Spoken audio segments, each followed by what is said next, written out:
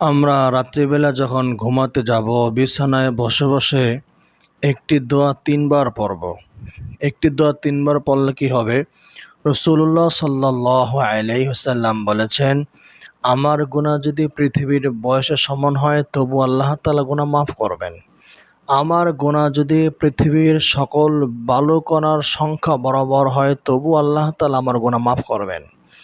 আমার গুনাহ যদি পৃথিবীর সকল গাছের পাতার সংখ্যা বরাবর হয় তবুও আল্লাহ তাআলা আমার গুনাহ মাফ করে দিবেন। সুবহানাল্লাহ, সুবহানাল্লাহ। কত বড় ফজিলতের কথা, তাই না ভাই? এই জন্য রাতে যখন ঘুমাতে যাবেন বিছানায় বসে সেই দোয়াটি তিনবার পড়ে নেবেন। এটা শুধু রাতের বেলায় নয়, আপনি যখনই বিছানায় ঘুমাতে যাবেন তখনই এই দোয়াটি তিনবার করে পড়ে নেবেন। তবে দোয়াটি যখন পড়বেন এই দোয়াটির অর্থর দিকে খেয়াল রাখবেন। দোয়া পড়া কিছু আদব আছে, কিছু নিয়ম নীতি আছে। যেহেতু আপনি আল্লাহ পাকের কাছ থেকে বড় একটা পুরস্কার পেতে যাচ্ছেন, তাই আপনাকে একটি নির্দিষ্ট নিয়ম মেনে ফরম পুরা করে সে পুরস্কার আপনাকে পেতে হবে।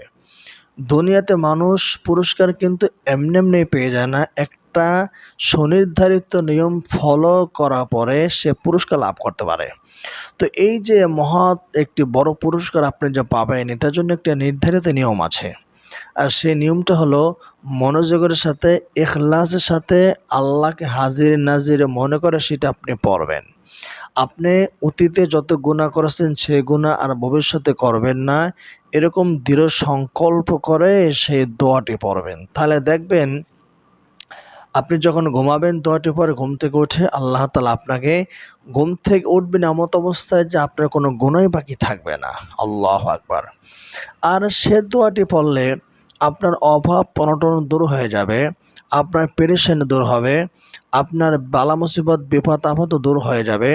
আমি বিষয়টি বিস্তারিত সম্পূর্ণ কোরআন এবং হাদিসের আলোকে আপনাদের সামনে আমি তুলে ধরার চেষ্টা করব।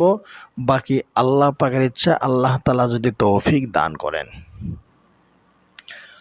জামে তিরমিজির 3397 নম্বর হাদিসের বর্ণনা, রাসূলুল্লাহ সাল্লাল্লাহু আলাইহি ওয়াসাল্লাম বলছেন, যখন কোনো বান্দা বান্দি যখন বিছানায় আরাম করতে যাবে, ঘুমাতে যাবে, তখন সে এই দোয়াটি তিনবার পড়বে। দোয়াটি হলো এই: আস্তাগফিরুল্লাহাল্লাযী লা ইলাহা ইল্লা হুয়াল হাইয়ুল কাইয়্যুম ওয়া আতুবু ইলাইহি। এই দোয়াটি তিনবার পড়বে। এই দোয়াটি তিনবার পড়লেই আল্লাহ তাআলা তার জীবনের সকল গুনাহগুলো মাফ করে দিবেন। এই দোয়াটির অর্থ কি? দোয়াটির অর্থ হলো আস্তাগফিরুল্লাহ, আমি আল্লাহ পাকের কাছে মাপ চাইতেছি। আল্লাযী লা ইলাহা ইল্লাহু, যে আল্লাহ তাআলা ছাড়া আর কোনো ইলাহ নেই, আর কোনো মাবুদ নেই। আল হাই, যিনি জীবিত।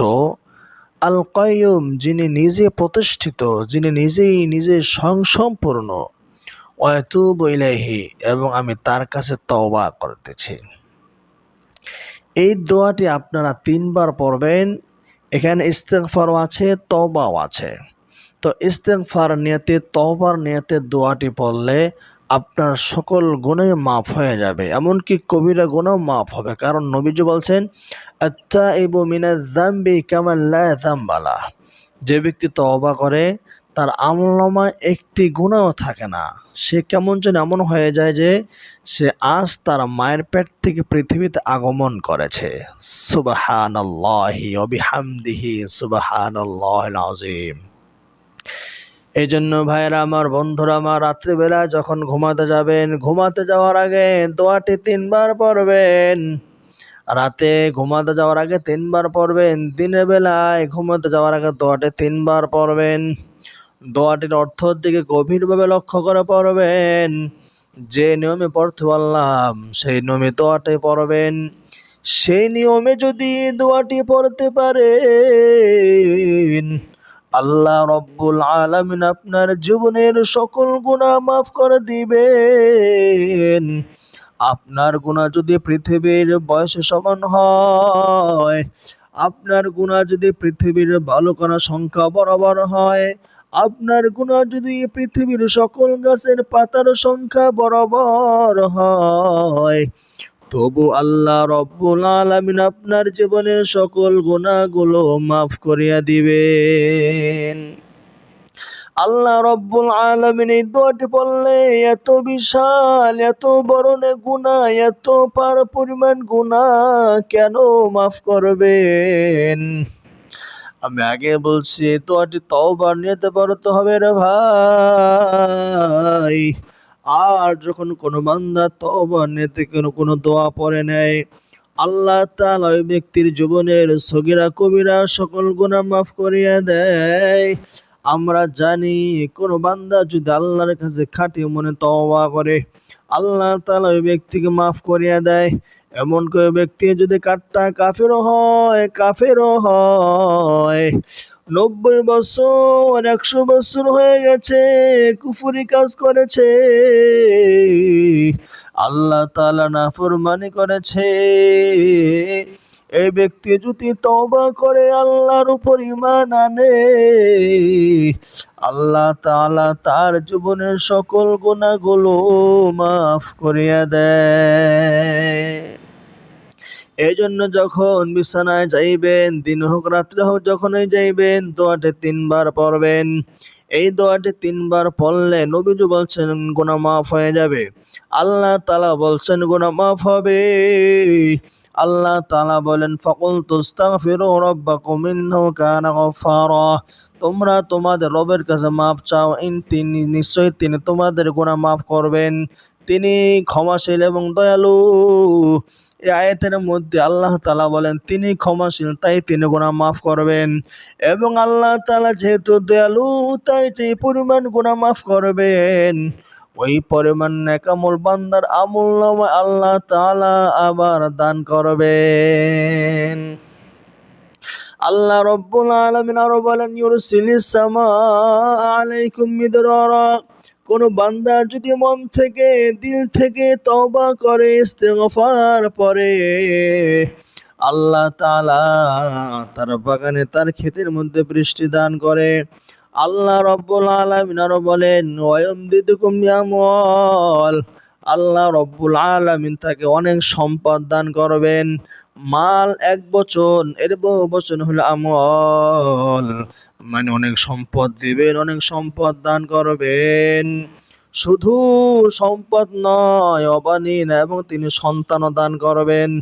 অনেক দাম্পত্য আছেন বিবাহ করেছেন 5 বছর 10 বছর 20 বছর হয়ে গেছে, সন্তান হয় না, কবিরাজ দেখিয়েছেন, চিকিৎসা করেছেন, তাও হয় না। আল্লাহ তাআলা বললেন বান্দা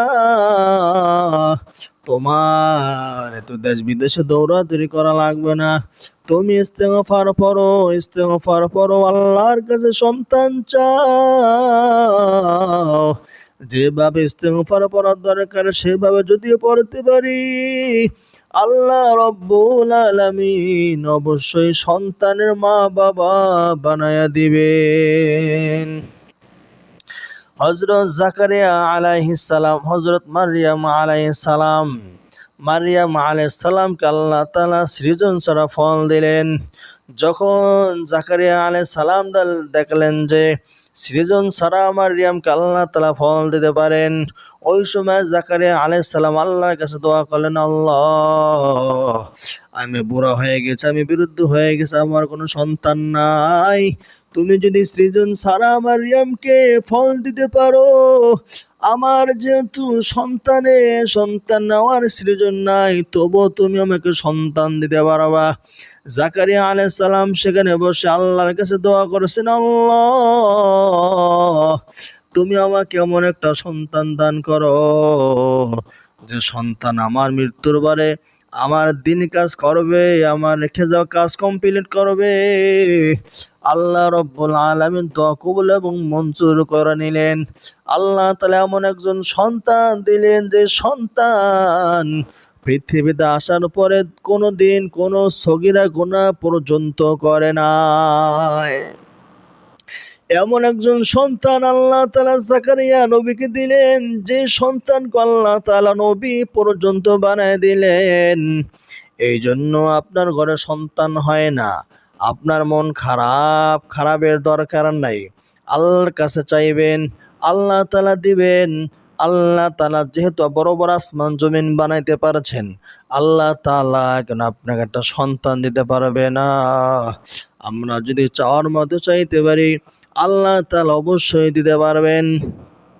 এই আয়াত দ্বারা বোঝা গেল আস্তাগফিরুল্লাহ, আস্তাগফিরুল্লাহ যদি আমি পড়ি, আমি যে দোয়াটি বললাম সেই দোয়াটি আপনারা 3বারও পড়তে পারেন, চাইলে আরও বেশিবারও পড়তে পারেন, চাইলে সারা দিনও পড়তে পারেন। যদি সব সময় পড়েন তাহলে গুনাহ মাফ হবে। যেই পরিমাণ গুনাহ মাফ হবে সেই পরিমাণ নেকি হবে। বৃষ্টি আসবে, সন্তান আসবে, সম্পদ আসবে, জান্নাতের মালিক হতে পারবেন। পরিশেষে আপনার ঘরটা জান্নাতের আনন্দের ঘরের মতো আপনার ঘরটা আনন্দে পরিণত হয়ে যাবে। আপনার কাছ থেকে আল্লাহ তাআলা বালা মুসিবত বিপদ আপদ দূর করে দিবেন। আল্লাহ রব্বুল আলামিন বলেন, ওমা কানাল্লাহু লিউআযিবাহুম ওয়া আনতা ফীহিম ওয়া হুম ইস্তাগফিরুন। যারা ইস্তেগফার পড়বে আল্লাহ তাআলা এমন নন যে তাদেরকে আযাব দিবেন, শাস্তি দিবেন, বালা মুসিবত দিবেন। এখন আপনি যদি ইস্তেগফার বেশি বেশি পড়তে পারেন, আল্লাহ তাআলা ওয়াদা করেছেন আপনাকে বালা মুসিবত দিবেন না। এখন প্রশ্ন করতে পারেন, আমি তো ইস্তেগফার সকালে পড়ি, বিকালে পড়ি, সন্ধ্যায় পড়ি, যখনই সময় হয় তখন ইস্তেগফার পড়ি, কিন্তু আমার বালা মুসিবত দূর হয় না। এর কারণ কি?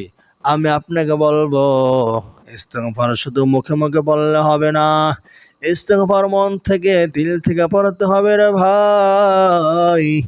ইস্তেগফার যখন পড়বেন মনে করবেন আমি জাহান্নামের আসামি, আমি ফাঁসির আসামি।